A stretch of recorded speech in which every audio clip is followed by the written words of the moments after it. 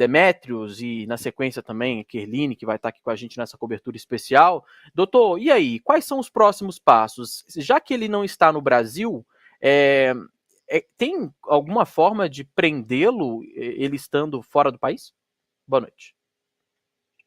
Boa noite a todos, sempre um prazer estar com vocês aqui e mais uma vez comentando sobre essa operação Integration, né? A mesma operação que teve alvo a influenciadora e advogada Deolane, agora a juíza decreta a prisão do cantor do Gustavo Lima.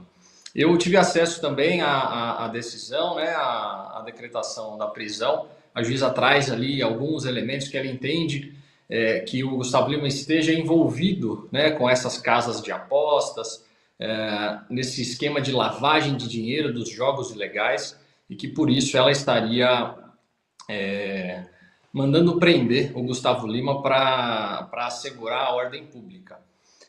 Falando sobre a sua pergunta, o Gustavo Lima, a partir do momento que tem um mandado de prisão e ele não é preso, ele é considerado uma pessoa foragida. Mas, enfim, como tem a informação de que ele está fora do Brasil, isso obviamente vai ser comunicado pelos advogados à juíza, falando que ele está em viagem, mas que ele se compromete a retornar assim que possível. Eu acredito que seja nestes termos uma petição da defesa, né, dos advogados de defesa do Gustavo Lima. É possível uma prisão, mas é bem difícil, né? Quando a pessoa está fora do país, a polícia fazer qualquer tipo de diligência para prendê-lo. O mais comum é que haja uma comunicação entre os países, mas não é nada fácil que isso seja feito. Então, provavelmente, a defesa vai peticionar nos autos, né, informando a juíza esse relato aí de que ele está fora do país, né? Kerline, boa noite. Boa noite. Boa noite. Doutor, deixa eu perguntar, é possível ser revertido o pedido de prisão antes da detenção do Gustavo Lima? Sim, os advogados já podem peticionar no processo, entrar com pedidos de revogação de prisão, ou então pedidos de habeas corpus preventivo, antes mesmo dele ser preso, né? Provavelmente é isso que eles devem estar trabalhando agora, num pedido aí de revogação dessa prisão, de um habeas corpus, e há chances, sim, do Tribunal de Justiça ou até mesmo da própria juíza que deu a decisão de mudança, né, de paradigma de decisão. Então, por exemplo, um Tribunal de Justiça poderia conceder um HC preventivo, tornando inócua essa decisão que manda prender o Gustavo Lima. É possível, sim. E doutor, olha, tem uma informação aqui, o Gustavo Lima, ele teria um show, né, marcado para sexta e sábado aqui no Brasil. Então, teoricamente, né, ele teria que voltar para esses shows aí que são os compromissos que ele teria. E aí eu aproveito para fazer uma outra pergunta que é, será que o Gustavo já tinha sido informado da prisão e fez esse voo express aí para evitar o constrangimento de ser preso, ou essa possibilidade não deve ser considerada? Olha, é bem difícil, né, esse conhecimento, né? Um processo que segue em segredo de justiça, ainda mais um processo como esse, né, que envolve pessoas conhecidas, enfim, o sigilo impera, né? Então, se alguém vazou uma informação de que sairia um mandado de prisão, essa pessoa vai ter que ser responsabilizada, né? É complicado a gente falar sobre isso, mas não é impossível, né? Dessa informação ter vazado antes de ser publicada essa decisão, antes de ser comunicada à polícia, né?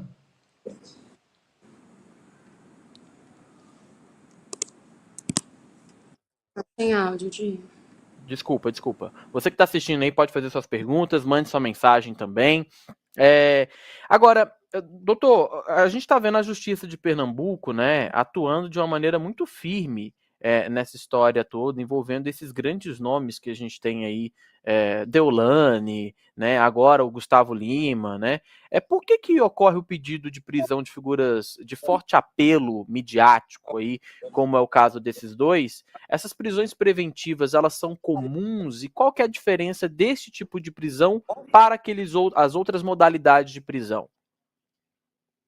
Vamos lá, essa pergunta é bem interessante. A prisão preventiva é uma prisão cautelar.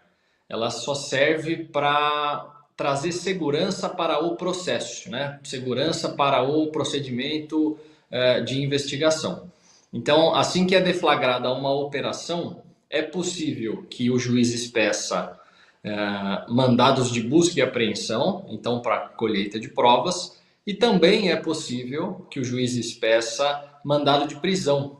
E o juiz tem que fundamentar e fundamentar muito bem esse mandado de prisão, porque a regra é a liberdade, né? A exceção no Brasil, durante a investigação, durante o processo, é a prisão. Então, o juiz tem que fundamentar, observando os requisitos do Código de Processo Penal, que essa pessoa, se ela continuar solta durante a investigação, ela vai trazer prejuízo à investigação. Então, que essa pessoa pode durante a investigação, atrapalhar a investigação no sentido de ir atrás de testemunhas, ou então no sentido dessa pessoa fugir, no sentido dessa pessoa destruir provas, no sentido da pessoa reiterar na conduta criminosa. Então, isso tem que estar bem claro para o juiz e isso tem que estar muito bem fundamentado de que essa prisão é necessária durante a investigação. Nesse caso do Gustavo Lima, eu tive acesso à decisão da juíza e ela fundamenta essa prisão em alguns aspectos, né? O primeiro aspecto que ela fundamenta essa prisão é que o Gustavo Lima tem um envolvimento com pessoas que estão sendo investigadas. Então, com sócios proprietários de casas de aposta e que o Gustavo Lima possui transações bancárias com essas pessoas. Então, é mencionado na decisão da juíza que há transferências de milhares, milhões de reais entre o Gustavo Lima, a empresa do Gustavo Lima e essas pessoas que estão sendo investigadas.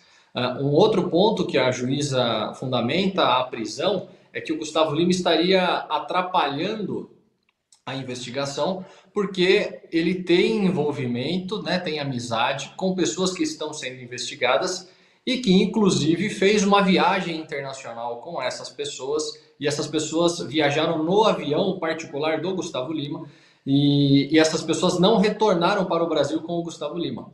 Então, há aí um indicativo de que o Gustavo Lima facilitou a saída dessas pessoas ou facilitou o não retorno dessas pessoas que estão sendo investigadas.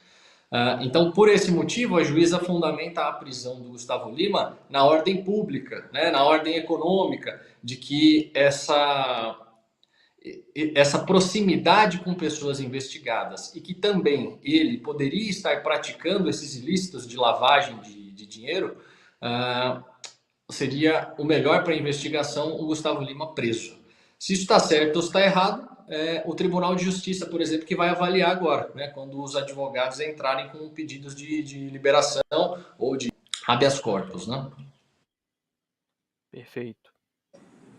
O André é sócio do Gustavo Lima na Vai de Bet, né? E ele está foragido, ainda se encontra foragido. E, inclusive, ele também está na lista da Interpol. Existe alguma probabilidade desse pedido de prisão do Gustavo Lima seja como se fosse uma pressão para que o sócio se entregue ou não? Objetivamente respondendo, não deveria ser, né? A justiça não pode utilizar a prisão de uma pessoa para poder pressionar, enfim, outras pessoas. A gente via bastante na Lava Jato, por exemplo, que existiam prisões que eram para pressionar a pessoa a delatar. Então, vamos prender essa pessoa para que ela delatasse alguma coisa. Isso é completamente errado, né? Completamente contra o nosso ordenamento jurídico. A fundamentação tem que ser baseada na lei e precisa ficar claro esse risco à investigação, né? Então, a prisão só vem para assegurar a investigação, assegurar a aplicação da lei penal, proteger testemunhas. Então, se há essa fundamentação, né, essa ideia está totalmente equivocada, né? Um ponto que é importante a gente ressaltar aqui, mencionar, que esse pedido de prisão veio por meio do delegado, né, o delegado de polícia, que fez uma representação para que houvesse essa prisão do Gustavo Lima. O promotor, ou melhor, os promotores, quando se manifestaram no processo, e pelo que eu li, são 5 promotores que fazem parte dessa força-tarefa, eles deram um parecer no processo de que a prisão não seria necessária, né? Que seria possível e plausível da juíza conceder medidas alternativas à prisão. Por exemplo, uma tornozeleira eletrônica, uma prisão domiciliar. Mas a juíza refutou, né, essa opinião do Ministério Público, que também trabalha como um fiscal da lei, e inclusive traz uma ideia de que o Ministério Público está equivocado, de que o Ministério Público não fundamentou direito o pedido dele, né, o parecer dele, e sim acabou soltando esse mandado de prisão. Então isso é muito questionável, né? Com certeza a defesa do Gustavo Lima vai utilizar isso para poder combater esse pedido de prisão nos tribunais, né? O próprio Ministério Público, que é o órgão que acusa, fala que não era necessária essa prisão. Então há um ponto aí para a defesa se segurar e combater, né, esse pedido de prisão. Perfeito. O doutor, tem várias dúvidas chegando aqui no chat também, mas a gente ainda tem mais algumas, né? A gente está falando também da questão do avião, né?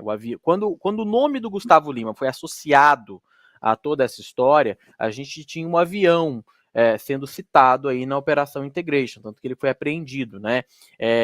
O avião do Gustavo Lima foi vendido para um dos empresários que é investigado. Só que a investigação aponta que essa titularidade não foi mudada. E por isso foi levantada uma suspeita aí dos investigadores, né, a respeito dessa história. É comum haver esse tipo de transação ou negociação comercial para lavagem de dinheiro, ou seja, bens extremamente caros, como um avião, como o caso dele, que era avaliado em cerca de 30 milhões de reais?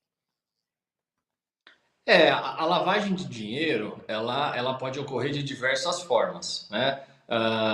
A gente pode lavar dinheiro prestando serviço, pode lavar dinheiro comprando e vendendo obras de arte, comprando e vendendo carros de luxo, aviões.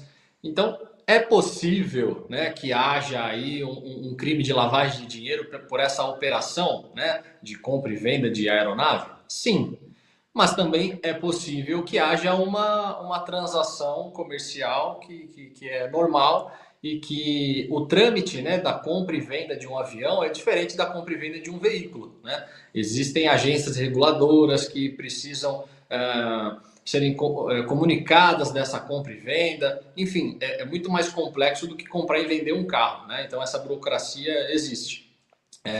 E a gente não sabe, né? Isso vai ser com certeza provado ali pela defesa ou tentado provar que essa transação foi uma transação lícita que não envolveu a prática de nenhum delito, né?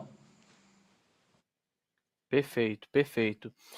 Uma última dúvida aqui, doutor. Em relação a gente viu no caso da Deolane, né, a história falando ali sobre a filha dela ter sido ter ajudado ela naquela decisão da conversão da prisão na cadeia, né, lá na colônia penal lá do Recife, para a conversão para a prisão domiciliar, né? O fato dela ser mãe de uma menina de 8 anos, isso acabou ajudando ela. Numa eventual prisão do Gustavo Lima, o fato de ele ter filho pequeno, ele também pode solicitar a conversão da prisão domiciliar, como aconteceu no caso da Deolane? Olha, a lei é muito clara em dizer que esse benefício é para mulheres grávidas e mães, né, que possuem filhos menores de 12 anos. Há uma ressalva na própria lei que fala que se o pai, né, for o único responsável, seria até o caso de conceder esse benefício da prisão domiciliar. Como no caso do Gustavo Lima, nós sabemos que a esposa dele, né, é casada, enfim, e cuida dos filhos, provavelmente esse benefício não será concedido a ele. É mais fácil outros tipos aí de benefícios serem concedidos, mas não acredito que esse não. Perfeito, perfeito. Ô, Kerline, tem mais alguma dúvida aí? São agora 6 horas e 19 minutos. Muita gente aqui no chat, inclusive, Eu tenho agradecendo o doutor pelos esclarecimentos. Diga. só uma perguntinha, assim, uma pulguinha atrás da orelha que surgiu agora, doutor. O caso do Gustavo Lima aparentemente está mais fácil de ser resolvido, talvez só pelo fato, né, desse pouso, né, em ilhas suspeitas, que a polícia alegou, né, ser suspeito quando ele saiu lá da Grécia junto com o André. Então ele meio que foi conivente, né, com o foragido, não é isso? Então, basicamente, a juíza teve o mandato de prisão, né, por conta dessa conivência. É mais fácil ele se posicionar enfim, conseguir esse habeas corpus, eu não sei, do que a própria Deolane, no caso, que já tentou algumas vezes e não conseguiu? Olha, igual eu falei, a regra no Brasil é a liberdade enquanto você tem uma investigação, né? Para que ele continue com esse mandado de prisão em aberto, é necessário que esses elementos que levaram até a juíza a expedir esse mandado de prisão continuem. Então, se ele conseguir comprovar que essas pessoas, enfim, não estavam no voo ou estavam e desceram porque tinham algum outro compromisso, vai depender muito, né, da defesa trabalhar para tentar esclarecer que ele não, né, que o Gustavo não quis auxiliar, né, a fuga ou escondeu pessoas, enfim. Esse é um trabalho que precisa ser feito rápido, porque justamente é um dos motivos da juíza expedir esse mandado, né? Essa história de que ele haveria transportado pessoas que estão sendo investigadas e auxiliado, né, nessa viagem internacional, enfim. Perfeito. Doutor, agora a gente acabou de receber uma informação aqui nova, tá? A gente está ao vivo e é evidente que isso iria acontecer. A defesa do cantor Gustavo Lima recebeu na tarde dessa segunda-feira, por meio de mídia, a decisão da juíza Andréia Calado da Cruz, da 12ª Vara Criminal do Recife. É a defesa, tá, gente? A defesa do Gustavo Lima se pronunciando. E aí, a nota ainda diz, né, que decretou a prisão preventiva do cantor e outras pessoas, e esclarece que as medidas cabíveis já estão sendo adotadas. Ressaltamos que é uma decisão totalmente contrária aos fatos já esclarecidos pela defesa do cantor e que não serão medidos também esforços para combater juridicamente uma decisão injusta e sem fundamentos legais. A inocência do artista será devidamente demonstrada, pois acreditamos na justiça brasileira. O cantor Gustavo Lima jamais seria conivente com qualquer fato contrário ao ordenamento de nosso país e não há qualquer envolvimento dele ou de suas empresas com o objeto da operação deflagrada pela polícia pernambucana. Por fim, esclarecemos que os autos tramitam em segredo de justiça e que qualquer violação ao referido instituto será objeto de reparação e responsabilização aos infratores, né? Então, aqui no final, né, eu estou interpretando dessa forma, o doutor pode esclarecer, a, a equipe jurídica ainda diz que quem ficar falando a respeito disso, já que é algo que está em segredo de justiça, ainda pode responder por uma ação que eles podem mover a respeito, né? Isso, eu estou entendendo que seria direcionado à imprensa, né? Porque afinal de contas foi a imprensa que publicou aí essa informação. Doutor Demetrios, é isso mesmo, né? Na verdade, acho que a defesa fala mais no sentido de expor dados que são sigilosos ou informações que Claro. são sigilosas. Então, se há um vazamento de uma informação sigilosa e a mídia, obviamente, que vai expor isso, o responsável por esse vazamento vai ser responsabilizado por esse vazamento, já que é um processo sigiloso onde todas as peças devem ser guardadas sigilo, todas as informações. Então, é nesse sentido que a defesa está falando aí.